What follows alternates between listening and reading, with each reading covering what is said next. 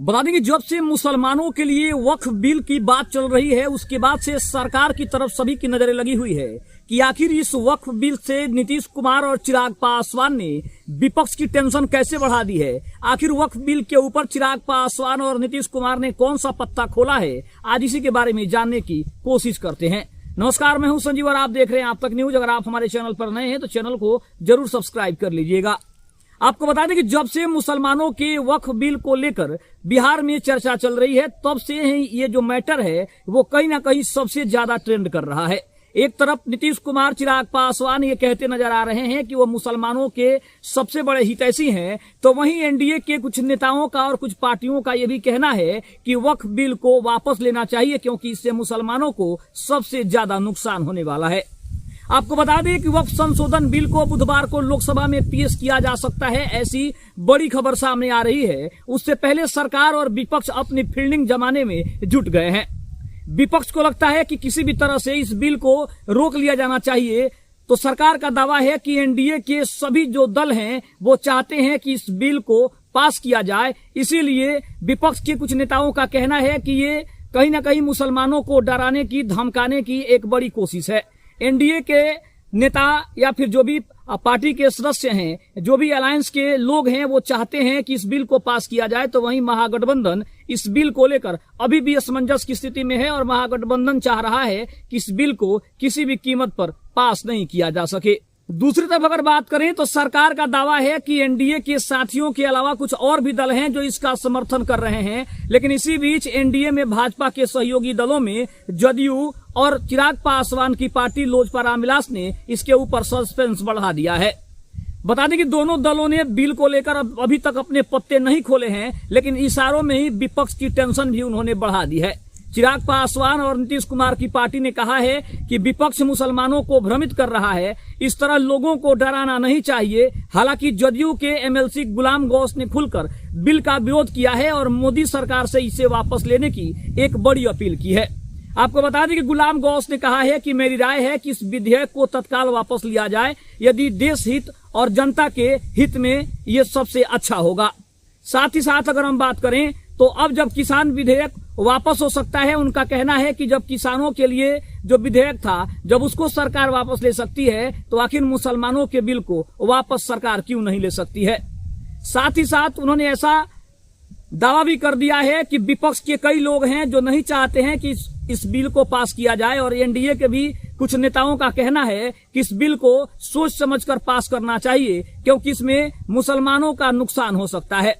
लेकिन अगर हम बात करें केंद्रीय मंत्री चिराग पासवान की, तो उन्होंने अपने पत्ते हालांकि अभी तक तो नहीं खोले हैं, लेकिन उनके पार्टी के प्रदेश अध्यक्ष राजू तिवारी ने कहा है कि इस बिल को सोच समझकर पास होना चाहिए। अभी हम बोलने वाले नहीं हैं, अपने पत्ते खोलने वाले नहीं हैं। ये विधेयक जब लोकसभा में जाएगा तब हम उसके बारे में विचार करेंगे और उसके बाद इस विधेयक के बारे में हम बात करेंगे, क्योंकि सरकार ने अभी जो फैसला किया है, हम पहले उसको समझने की और परखने की कोशिश कर रहे हैं कि इसमें मुसलमानों के हितों की कितनी चर्चा है, इसमें मुसलमानों का नुकसान कितना है। इन तमाम मुद्दों पर जब हम सोचेंगे तब हम अपने पत्ते खोल सकते हैं।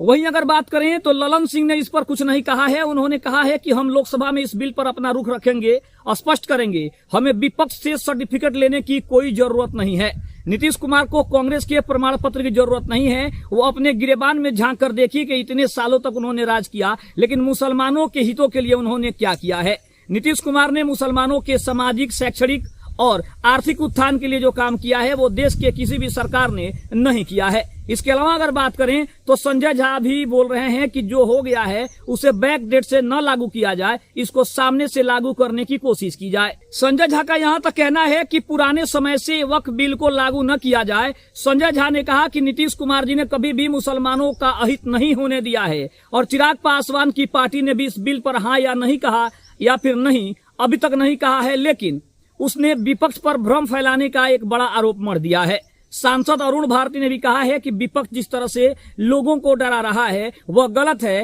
वक्फ बिल पर अलग अलग समय पर बिल आया है। 1995 में भी एक ऐसे विधेयक आया था जिसमें भाजपा ने भी उसका समर्थन किया था। अब देखना वाले बात ये है कि इससे कैसे मुस्लिमों को लाभ हो रहा है। सिर्फ मुसलमानों को डराने से काम नहीं चलेगा, ऐसा कहना है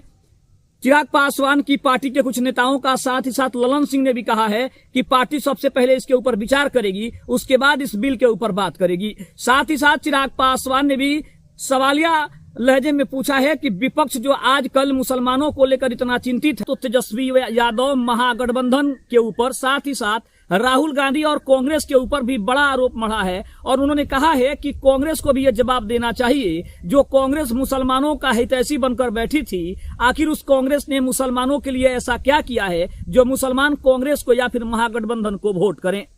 साथ ही साथ आगामी विधानसभा चुनाव 2025 के लिए भी चिराग पासवान ने जो बातें कही है, उससे विपक्ष सबसे ज्यादा परेशान दिखाई दे रहा है। उनका साफ तौर पे कहना है कि आज मुसलमानों के हितैषी बनकर बैठे हैं, क्योंकि आगामी विधानसभा का चुनाव है और महागठबंधन ये जताने की कोशिश कर रहा है कि उनके जैसा हितैषी मुसलमानों के लिए दूसरी कोई पार्टी नहीं है। लेकिन उन्होंने माननीय मुख्यमंत्री नीतीश कुमार और देश के यशस्वी प्रधानमंत्री श्री नरेंद्र मोदी जी के बारे में भी कहा है कि जिस तरह से इन दोनों नेताओं ने मुसलमानों के लिए या फिर देश के सभी जातियों के लिए, सभी धर्मों के लिए एक समान जो काम करने का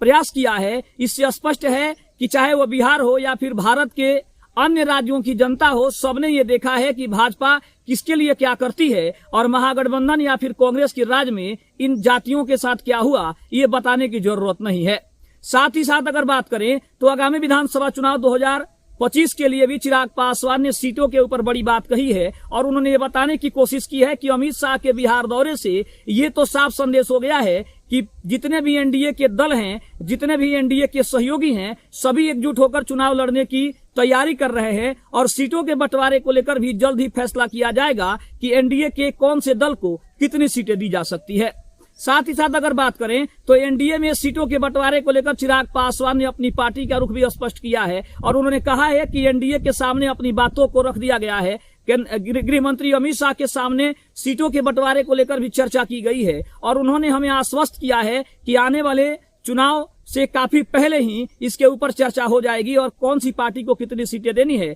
इसके ऊपर भी जल्द से जल्द फैसला लिया जा सकता है। साथ ही साथ बिहार दौरे को लेकर भी अमित शाह के साथ उनकी बैठक जो हुई, नीतीश कुमार के सीएम हाउस पे जो बड़ी बैठक हुई और एनडीए के सभी दल वहां पे शामिल थे, वहां पर भी उन्होंने कहा कि एनडीए के अंदर ये जताने की कोशिश की जा रही है कि पार्टी के अंदर कोई भी विभेद की भावना नहीं है। टूट की जो महागठबंधन खबरें फैला रहा है, हमने ये संदेश दिया कि हमारी पार्टी में किसी तरह का कोई व्यवधान नहीं है और किसी तरह से कोई समस्या हमारी पार्टी के अंदर नहीं है। हम पांचों दल एक साथ मिलकर चुनाव लड़ने की तैयारी कर रहे हैं और आगामी विधानसभा चुनाव में हमारी पार्टी 225 से ज्यादा सीटें जीतकर एक बार फिर से बिहार में डबल इंजन की सरकार बनाएगी। साथ ही साथ नीतीश कुमार के नेतृत्व के ऊपर भी उन्होंने बात करते हुए कहा है कि नीतीश कुमार के नेतृत्व में ही चुनाव लड़ा जाएगा, इसमें कोई दो राय नहीं है और हमारे अगले मुख्यमंत्री भी माननीय श्री नीतीश कुमार जी ही बनने वाले हैं और 2025 के विधानसभा चुनाव में पार्टी ज्यादा से ज्यादा सीटें जीतेगी और इसमें कोई दो राय नहीं है। आपको क्या लगता है वक्फ संशोधन बिल के ऊपर चिराग पासवान और नीतीश कुमार के कई सारे राज्य ने आखिर क्या प्रश्न खड़ा कर दिया है? आप कमेंट बॉक्स में जरूर बताइएगा। तब तक के लिए धन्यवाद। जय हिंद,